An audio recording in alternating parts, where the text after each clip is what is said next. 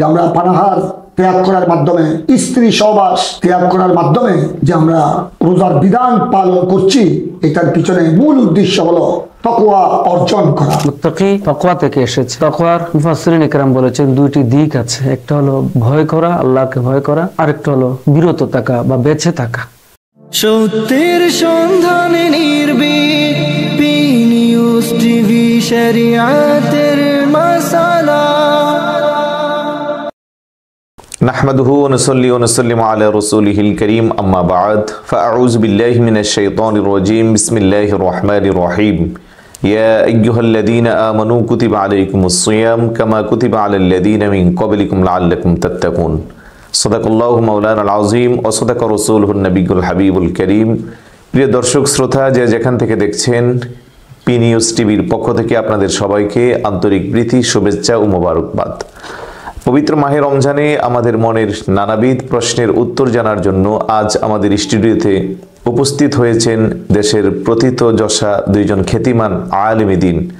আমাদের মাঝে উপস্থিত আছেন এশিয়া বিখ্যাত দ্বীনি শিক্ষা প্রতিষ্ঠান জামিয়া আহমদিয়া সুন্নিয়া আলিয়ার সুযোগ্য, সুদক্ষ, সফল সাবেক অধ্যক্ষ আল্লামা সৈয়দ মোহাম্মদ ওসির রহমান আল কাদেরী মাদ্দাজিল্লাহুল আলী। আসসালামু আলাইকুম ওয়া রাহমাতুল্লাহি ওয়া বারাকাতুহু। আমাদের মাঝে আরো উপস্থিত আছেন চট্টগ্রামের সুবহানিয়া আলিয়া কামিল মাদ্রাসার সুযোগ্য উপাধ্যক্ষ আল্লামা জুলফিকার আলী চৌধুরী মাদ্দাজিল্লাহুল আলী।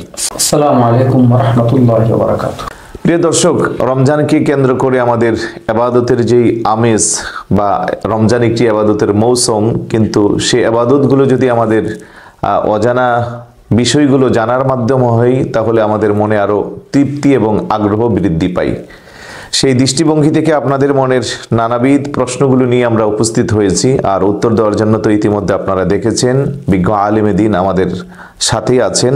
এই পর্যায়ে আমি অধ্যক্ষ আল্লামা সৈয়দ মোহাম্মদ ওসির রহমান আল কাদেরী হুজুরের কাছে জানতে চাইব, মহান আল্লাহ সুবহানাহু ওয়া তাআলা মাহে রমজানকে কেন আমাদের উপর ফরজ করে দিয়েছেন? আসসালামু আলাইকুম ওয়া রাহমাতুল্লাহি ওয়া বারাকাতুহু। রোজা এক মাস ব্যাপী রমজান মুবারকের রোজা কেন ফরজ করা হয়েছে, তার কারণ কি? স্বয়ং রব্বুল আলামিন কোরআনে মজিদের মধ্যে ইরশাদ করেছেন, লাআল্লাকুম তাত্তাকুন। তোমাদের উপর রোজা ফরজ করা হয়েছে যেভাবে তোমাদের পূর্ববর্তীদের উপর ফরজ করা হয়েছিল। তার একমাত্র উদ্দেশ্য হলো যাতে তোমরা তাকওয়া, পরহেজগারি, খোদাভীতি অর্জন করতে পারো। এখানে এই জন্য হাদিসে পাকের মধ্যে রাসূল করিম সাল্লাল্লাহু আলাইহি ওয়াসাল্লাম ইরশাদ করেছেন যে শুধু উপাস থাকার না, সারাদিন খানা পিনা আমরা বর্জন করলাম, উপাসে দিন কাটালাম, ক্ষুধার জ্বালায় দিন অতিবাহিত করলাম, এটার নাম রোজা নয়। এখানে একটা বিরাট উদ্দেশ্য হলো লাআল্লাকুম তাত্তাকুন।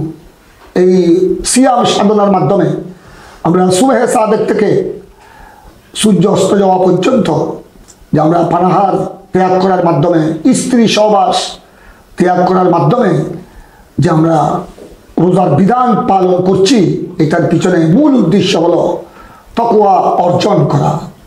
আমাদের তাকওয়ার এক কথায় তাকওয়ার অর্থ হলো আমাদের মন প্রাণ, আমাদের অঙ্গ প্রত্যঙ্গ, আমাদের সব কিছু ধ্যান ধারণা যেন আল্লাহর দিকে ধাবিত হয়। আল্লাহ রসুলের বিধিবিধান যেন আমরা সত্যিকার অর্থে পালন করি, এবং আমাদের সব কিছু যেন আল্লাহর নৈকট্য অর্জনের জন্য হয়। আমাদের এই রোজার বিধানের মাধ্যমে আমাদের চরিত্রকে সংশোধন করতে হবে। আমাদের কালচার, আদর্শ, চলাফেরা, কথাবার্তা, আমাদের দৈনন্দিন কর্মকাণ্ড সব কিছু শরীয়তের নিয়ন্ত্রণে আসতে হবে। কোরআন সুন্নাহর আলোকে আল্লাহ রসুলের নির্দেশনা অনুযায়ী আমাদের জীবন পরিচালনা করতে হবে। এটাই হলো মাহে রমজানের রোজার একমাত্র উদ্দেশ্য।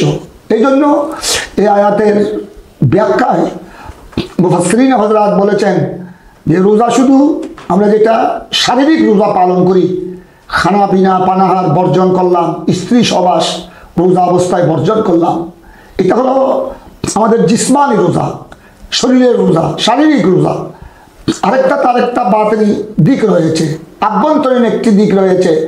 অঙ্গ প্রত্যঙ্গ যেন আমরা আমাদের হাত, পা, চক্ষু, দৃষ্টিশক্তি, শ্রবণ শক্তি সব কিছু যেন আমরা মাহে রমজানের রোজার বিধানের মাধ্যমে আমরা যেন অঙ্গ প্রত্যঙ্গকে সংশোধন করি এবং সব কিছু গুনাহ থেকে যেন আমরা বিরত থাকি। আমাদের হাত দিয়ে, পা দিয়ে, দৃষ্টিশক্তি দিয়ে, শ্রবণ শক্তি দিয়ে যেন আমরা গুনার কাজে যেন লিপ্ত না হই, বরং ফিস্ক ইসিয়ান গুনাহ থেকে যেন আমরা বেঁচে থাকি, সব কিছু যেন আমরা নিয়ন্ত্রণ করি। এই জন্য এটা একটা প্রশিক্ষণ।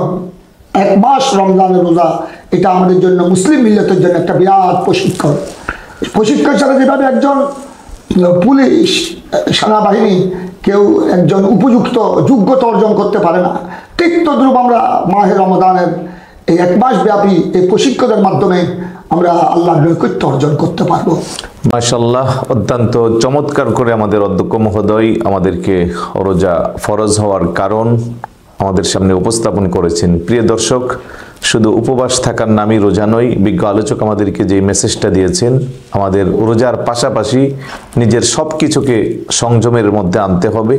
হাতের, পায়ের, চোখের, কানের সব কিছুকে আমরা রমজানের রোজার পবিত্রতা রক্ষার্থে আমাদের হেফাজতে রাখবো ইনশাআল্লাহ। এই পর্যায়ে আমরা চলে যাচ্ছি আমাদের উপাধ্যক্ষ আল্লামা জুলফিকার আলী চৌধুরী মাদ্দাজিল্লাহুল আলীর কাছে। সেম প্রশ্ন আপনার জন্য, যে আমরা ফরজ রোজার কেন আল্লাহ পাক আমাদের উপরে রোজাকে ফরজ করে দিয়েছেন? আলহামদুলিল্লাহ, আমরা এতক্ষণ ধরে আমাদের অধ্যক্ষ মহোদয়ের জুবান থেকে রমজান মুবারক, রোজা কেন ফরজ হয়েছে সুন্দরভাবে শুনতে পারলাম। আসলে কোরআনে পাকের যে আয়াত মুবারকা তিলাওয়াত করা হয়েছে সেখানে বলা হয়েছে লাআল্লাকুম তাত্তাকুন, যাতে তোমরা মুত্তাকি হতে পারো। মুত্তাকি তাকওয়া থেকে এসেছে। তাকওয়ার মুফাসসিরিন ইকরাম বলেছেন 2টি দিক আছে, একটা হলো ভয় করা, আল্লাহকে ভয় করা, আরেকটা হলো বিরত থাকা বা বেঁচে থাকা। আসলে মাহে রমজান মুবারকের মধ্যে আমরা যে পানাহার থেকে, স্ত্রী সহবাস থেকে বিরত থাকবো, এর পেছনে মূলত কারণ হলো শুধু এই 3টা জিনিস থেকে বেঁচে থাকা নয়, বরঞ্চ এই 3টার মাধ্যমে একথা ইঙ্গিত দিয়েছেন যে আমরা যা কিছু খাই এগুলো যাতে আমরা হালাল খাই, আমরা যা কিছু পান করি এগুলো যাতে আমরা বৈধভাবে পান করি। কারণ মানুষ যখন মাহে রমজান মুবারকের এই কাজগুলো থেকে বিরত থাকার মাধ্যমে, যেগুলো অন্যান্য মাসে বৈধ ছিল, রমজানের দিবসের মধ্যে এগুলো অবৈধ হয়ে গেল আমাদের জন্য। এর পেছনে যে বলা হয়েছে তাকওয়া অর্জন করা, এই তাকওয়া অর্জন করার পেছনে তাৎপর্য হলো রাসূল পাক সাল্লাল্লাহু আলাইহি ওয়াসাল্লাম নিজে ইরশাদ করেছেন, মাল্লাম ইয়াদা কওলা যুরি ওয়াল আমালা বিহি ফালাইসা লিল্লাহি হাজাতুন ফি আন ইয়াদা তাআমাহু ওয়া শারাবাহু। যে ব্যক্তি মিথ্যা ছাড়লো না, অন্যায় কাজ ছাড়লো না, তাইলে সে পানাহার বর্জনের মধ্যে আল্লাহ তাআলার কোনো প্রয়োজন নেই এই ধরনের পানাহার বর্জনের মধ্যে। তো আসলে পানাহার বর্জন এগুলোর পেছনে কারণ হলো যে, তাও আরেকটা হাদিসের মধ্যে রয়েছে, ইন্না শায়তানা ইয়াজরি মিনাল ইনসান মাজারাদ দাম। শয়তান মানুষের শির উপশিরা দিয়ে ওরা বিচরণ করে থাকে। মানুষ যখন পানাহার থেকে বিরত থাকে তখন মানুষের শির উপশিরা দিয়ে শয়তান অবাধে চলাফেরা করা সেটা সংকুচিত হয়ে যায় তাদের সে পথ।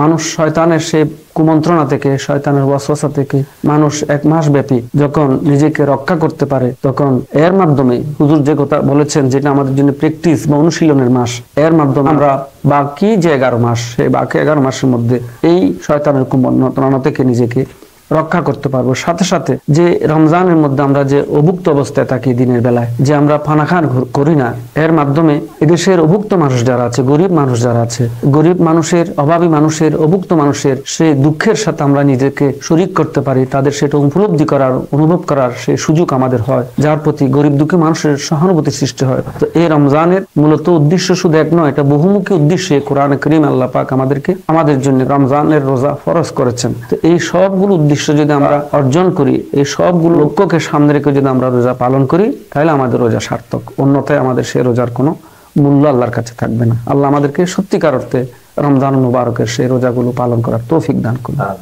মাশাআল্লাহ, অত্যন্ত চমৎকার করে দুজন বিজ্ঞ আলোচকের মাধ্যমে আমরা চমৎকার কিছু জিনিস জেনেছি। প্রিয় দর্শক, আমরা তাকওয়া অর্জনের জন্যই পবিত্র মাহে রমজানের সিয়াম সাধনা আমরা অতিবাহিত করব। আমাদের মাথায় রাখতে হবে, আল্লাহ সুবহানাহু ওয়া তাআলার কাছে ওই ব্যক্তির মর্যাদাই তত বেশি যার তাকওয়া যত বেশি। আল্লাহ বলেন, ইন্না আকরামাকুম ইনদাল্লাহি আতকাকুম। আর তাকওয়া অর্জনের জন্য সুবর্ণ সুযোগ হলো পবিত্র মাহে রমজানের রোজাগুলো। আশা করছি আমরা বিজ্ঞ আলোচকদের কথাগুলো আমাদের হৃদয়ঙ্গম করে আমরা বাস্তব জীবনে প্র্যাকটিক্যাল প্র্যাকটিস করে আমরা তাকওয়া অর্জন করব ইনশাআল্লাহ। আল্লাহ আমাদের সকলকে কবুল করুন। প্রতিদিন একই সময়ে পুরো মাস ব্যাপী বিভিন্ন বিষয়ে আমাদের বিজ্ঞ আলোচকগণ আপনাদের সামনে উপস্থিত হবেন, আমাদের সাথে থাকবেন। আবারও আপনাদেরকে পি নিউজ টিভির পক্ষ থেকে আন্তরিক মোবারকবাদ জানাচ্ছি। সবাই ভালো থাকবেন, সুস্থ থাকবেন। আসসালামু আলাইকুম ওয়া রাহমাতুল্লাহ।